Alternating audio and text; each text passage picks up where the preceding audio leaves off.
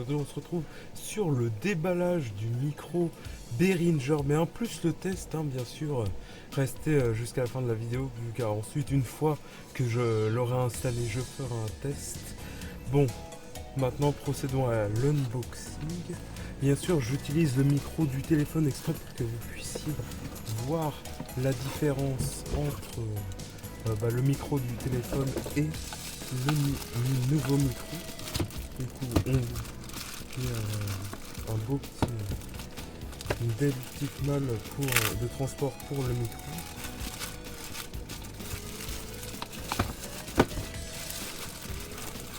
Un peu de documentation. Et voilà la splendide petite malle.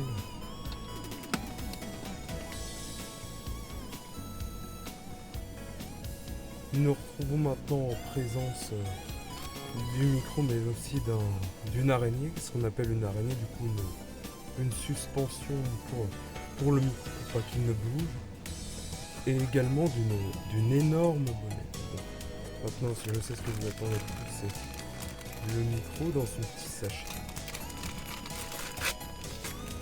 Le micro est vachement, vous m'avez renseigné,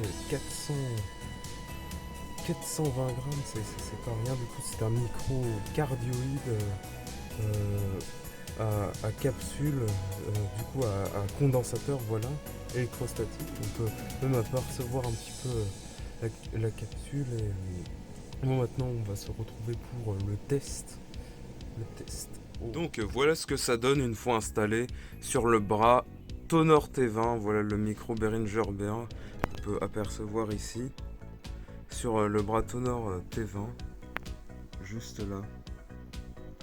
Et voici à quoi ressemble l'installation. J'ai pris du coup la Yamaha AG06. On va voir ce que ça donne dans l'application tout de suite. J'ai pris la AG06. Bon là ce n'est pas encore installé, mais j'ai prévu de brancher 4 amplis dessus. C'est pour ça que j'ai pas pris la AG03 qui n'a que 3 sorties. Là il y en a 6 du coup. Donc on se retrouve tout de suite pour le test du micro sur mon PC. Ok, voilà ce que ça donne du coup. Le son là, du coup, je n'ai pas activé le compresseur, ça je le ferai après. Je vais juste vous montrer d'abord ce qu'on peut faire du coup ici. Ça c'est le channel 1, enfin du coup où est branché mon micro en XLR avec l'alimentation 48 volts. Là ici on a le deuxième canal. Avec plus ici, c'est un simulateur d'ampli guitare. En fait, vous pouvez tout simplement brancher une guitare sur le port XLR. En fait, c'est parce que c'est un port qui fait XLR plus jack. Du coup, vous pouvez brancher votre guitare et ensuite, grâce au simulateur, vous pouvez vous en servir et en plus vous enregistrer sur votre PC. Enfin, c'est vraiment très complet. Ici, on a les effets. Du coup, tout ce qui va être effet, la taille de la pièce, l'espace. Enfin, je vais pas venir dans les détails, mais c'est vraiment fait. Par contre, il n'y a pas plusieurs effets. C'est un effet spécifique, c'est de la reverb. Du coup, il y a un hall, une pièce,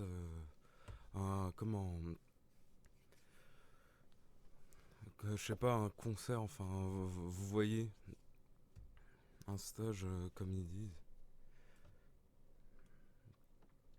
Oui, enfin, une salle des fêtes, quoi. Voilà, je cherchais juste le mot. Du coup, maintenant, je vais activer l'effet de reverb pour voir ce que ça donne. Ok, du coup, voilà ce que ça donne avec l'effet de reverb. Là, on a vraiment l'impression que je suis dans un très grand espace. On pourrait même faire croire que, je sais pas, moi, je suis en montagne presque. Il y a tellement d'écho. Bon, aussi, je l'ai mis au max. Du coup, je l'active depuis la table de mixage ou interface audio. Ça, c'est comme vous voulez avec le bouton effet. Du coup, là, on peut tester. Oh, eh oh. Ok, on revient en normal tout de suite. Je reviens en normal. Là, vous voyez, il y a plus de reverb. Et là, maintenant, je vais tester le compresseur. Voilà, maintenant je suis en train de tester le compresseur. Vous voyez, du coup, le son est tout de suite normalement plus fort. Là, je l'ai mis à 5,6 dB le gain du compresseur, mais je peux aller beaucoup plus loin. Bon, bien sûr, il y a des limites à respecter, hein. Il ne faut pas dépasser environ plus de 8 dB parce que sinon le son risque vraiment de saturer. D'ailleurs, vous avez vu, j'ai pas pris les presets de base car j'ai oublié de le citer. Il y a des presets de base, du coup, il y a voix d'homme, voix de femme, voix d'homme avec micro-condensateur, voix de femme, micro-condensateur, discours, micro de casque. euh, instrument acoustique avec un micro-condensateur. J'ai pas pris ces presets-là, j'ai fait mon propre réglage, comme vous voyez ici. C'est pas le meilleur, mais c'est pour l'instant celui-là qui me convenait le mieux.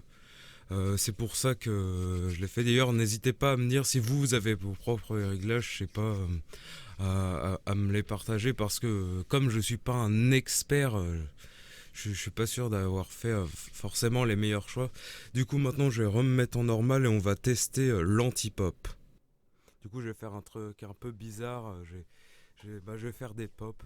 Pa, p, p, p, pa, pou, p, pi, pa. Ouais, bon, c'était un peu ridicule, mais vous voyez quand même que l'anti-pop atténue énormément. Bon, même si on les entend peut-être un peu plus, car vous voyez quand même ici, j'ai pas mal boosté les basses fréquences. Donc là, je pense qu'on a fait à peu près le tour du micro. D'ailleurs, du coup, au fait, juste merci. Là, on arrive à la fin de la vidéo. Merci d'ailleurs pour les 500 abos. On est proche des 600, on y arrive bientôt.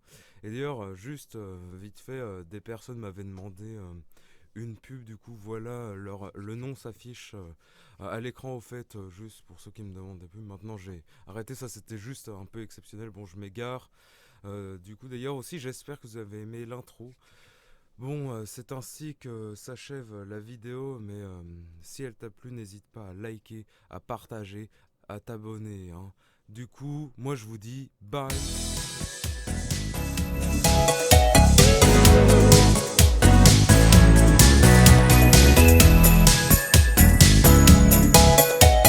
Pour plus de vidéos, n'oublie pas, abonne-toi à Team Yush 3000, mets un like et partage.